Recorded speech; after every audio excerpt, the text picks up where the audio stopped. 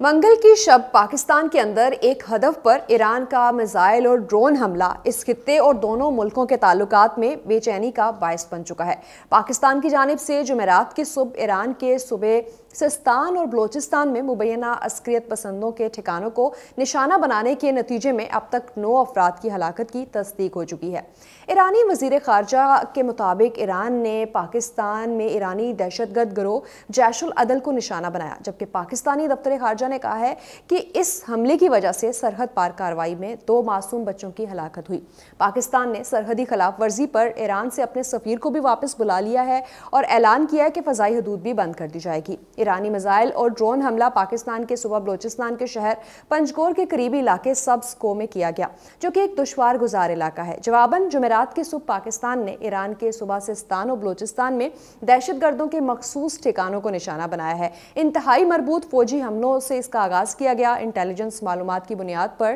مبنی اس کارروائی میں متعدد دہشت گرد وہ مارے گئے ہیں۔ ایرانی حملے کے ردعمل میں پاکستان نے تہران سے اپنے سفیر کو واپس بھی بلا لیا ہے اور انہیں طلب کر رکھا ہے۔ پاکستانی فوج کا جو شعبہ تعلقات عامہ ہے، ان کا کہنا ہے کہ پاکستان نے 18 جنوری کو صبح کے وقت ایران کے اندر کارروائی کرتے ہوئے بلوچستان لبریشن آرمی اور بلوچستان لبریشن فرنٹ کے ٹھکانوں کو نشانہ بنایا ہے۔ اس حملے کا ہدف وہ عناصر تھے جو پاکستان کے اندر دہشت گردانہ کارروائیوں میں ملوث ہیں۔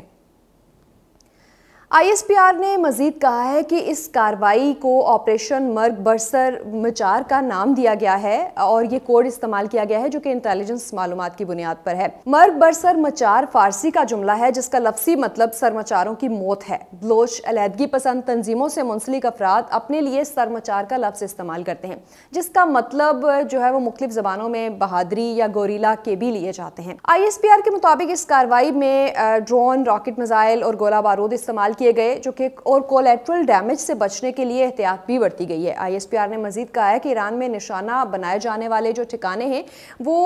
بلوچستان میں جو تنظیمیں ہیں جو کہ بلوچستان علیحدگی پسند تنظیمیں ہیں، ان دہشت گردوں کو نشانہ بنایا گیا ہے۔ ماہرین کا ماننا ہے کہ پاکستان کی جانب سے جواب ملک کی سلامتی کے لیے انتہائی ضروری تھا، لیکن اس کے باوجود ایران کی جانب سے شروع کی جانے والی اس کڑی یا لڑائی کو مختلف ممالک کے یا دونوں ممالک کے تھنک ٹینکس حیران کن حالت میں دیکھ رہے ہیں۔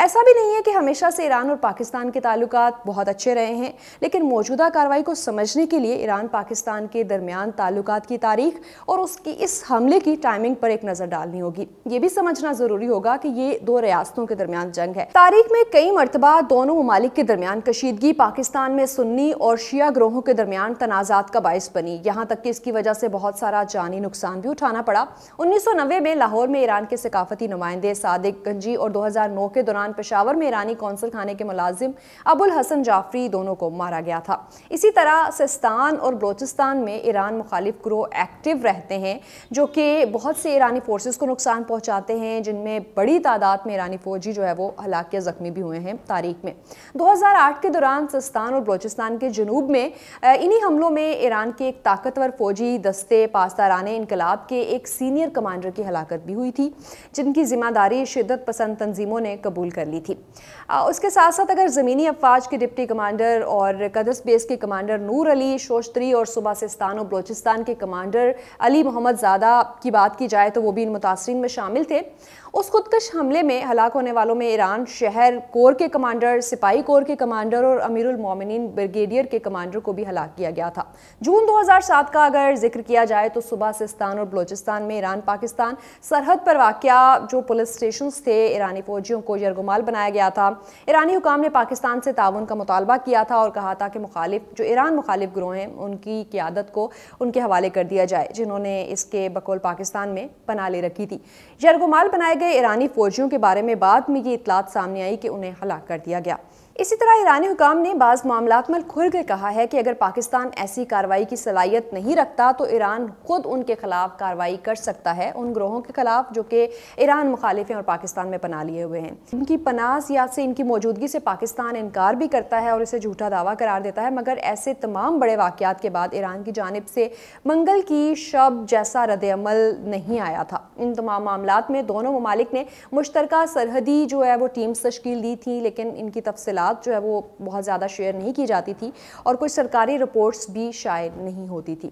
ان مسائل کے باوجود ایران اور پاکستان ایک دوسرے کے بہت قریب سمجھے جاتے ہیں اور ان میں بعض معاملات پر اختلاف رائے موجود ہے، مثلاً کابل یا اسلام آباد کے واشنگٹن کے ساتھ تعلقات، جس کے باعث ایران سے پاکستان گیس کی فراہمی کا امن پائپ لائن جو معاہدہ ہے وہ تعطل کا شکار ہے۔ یہی وجہ ہے کہ حالیہ حملہ جو ہے وہ برادرانہ سمجھے جانے والے باہمی تعلقات کے باوجود کئی سوالات کو جنم دے رہا ہے۔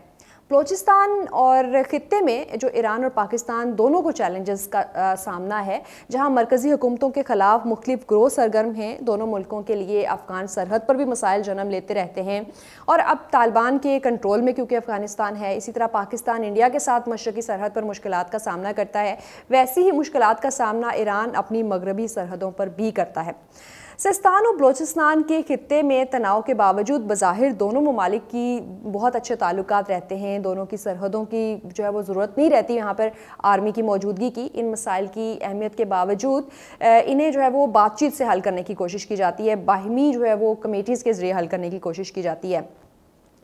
لیکن اب جو صورتحال ہے وہ کافی جو ہے وہ تشویشناک ہے۔ اسی لیے پاکستان کی سرزمین پر جیش العدل پر ایرانی حملہ اہمیت کا حامل ہے۔ یہ اس لیے بھی بڑی بات ہے کیونکہ یہ حملہ ایک ایسے وقت میں ہوا جب دونوں ملکوں کے حکام یعنی پاکستان کے نگران وزیر اعظم انوار اللہ کاکڑ اور ایرانی وزیر خارجہ حسین امیر عبداللہیان جو ہے وہ ڈیوس میں ورلڈ اکنامک سمٹ کے دوران ملاقات کر رہے تھے۔ ٹائمنگ پہ ذرا غور کیجیے گا کہ ایران کے خود کے خبر رساں ادارے نے اس ملاقات کی تصدیق بھی کی تھی، اور جو ان کے امیر ہیں وزیر خارجہ، انہوں نے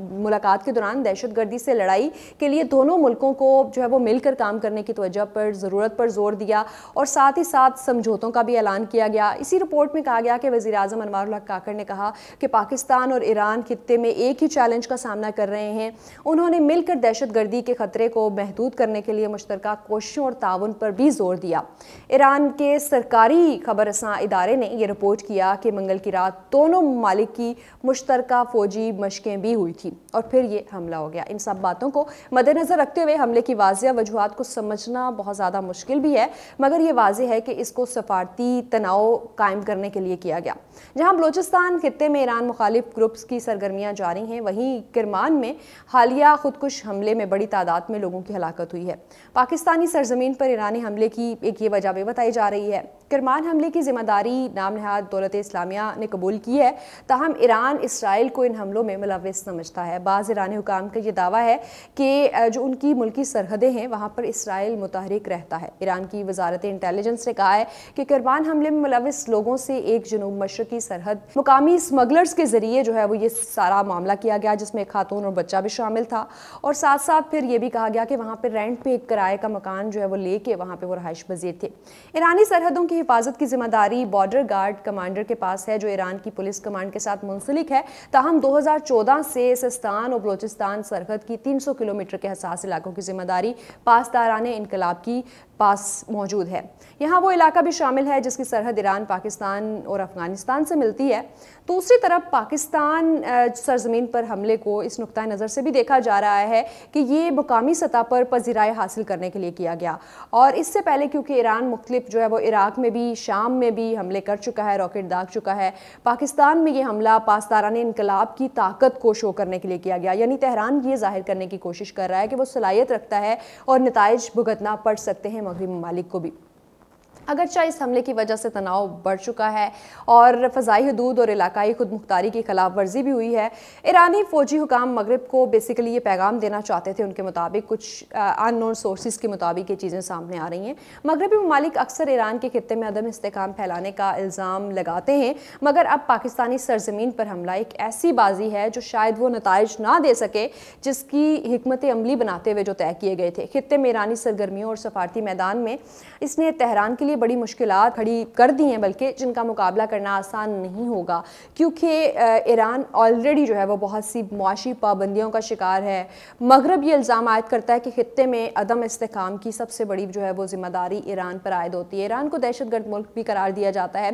ایسے میں ایک ایسے ملک کی سالمیت کو چیلنج کرنا جو کہ اس کا دوست ملک ہے، ایران کے لیے یقیناً بہت خطرناک نتائج کا حامل ہو سکتا ہے، اور اس کا جواب پاک فوج نے دیا بھی ہے جوابی حملے کے ذریعے، اور جو کہ باقاعدہ ایک منظم دہشت گردوں کے خلاف آپریشن کیا گیا اور یہ بھی بتانے کی کوشش کی گئی کہ اگر آپ دہشت گردوں کے خلاف کارروائی کرتے ہیں تو یہ طریقہ ہوتا ہے. وہ طریقہ نہیں ہوتا جو آپ نے استعمال کیا جہاں پر معصوم بچوں کی جان لی گئی, 3 جو ہے وہ بچیاں زخمی بھی ہیں. تو یہ ایک بڑا پازیٹیو جواب دیا گیا ہے اور آئی تھنک کسی بھی ملک, ایک ایسا ملک جس کی فوج جو ہے وہ دنیا کی بڑی افواج کی فہرست میں موجود ہے, جس کا جو کہ جو ایٹمی پاور کے طور پر 5ویں نمبر پر سب سے بڑا ملک ہے, ایک ایسے ملک کی سالمیت کو چیلنج کرنا جو ہے وہ کسی کے لیے بھی قابل قبول نہیں ہوگا. لیکن دوسری جانب اگر ہم اس ٹائمنگ پہ بات کریں تو کیا کوئی انٹرنیشنل, نہ صرف دونوں ممالک کے درمیان تناؤ بڑھانا چاہتے ہیں, کیا کوئی غدار ایران کی جو ہے وہ ڈیسیژن میکنگ فورسز میں موجود ہے جو کہ دونوں ممالک کے درمیان ایک اچھے تعلقات جو کہ 2021 کے بعد سے بڑے پازیٹیو ڈگر پہ چل رہے تھے انہیں خراب کرنا چاہتے ہیں؟ دونوں ممالک کو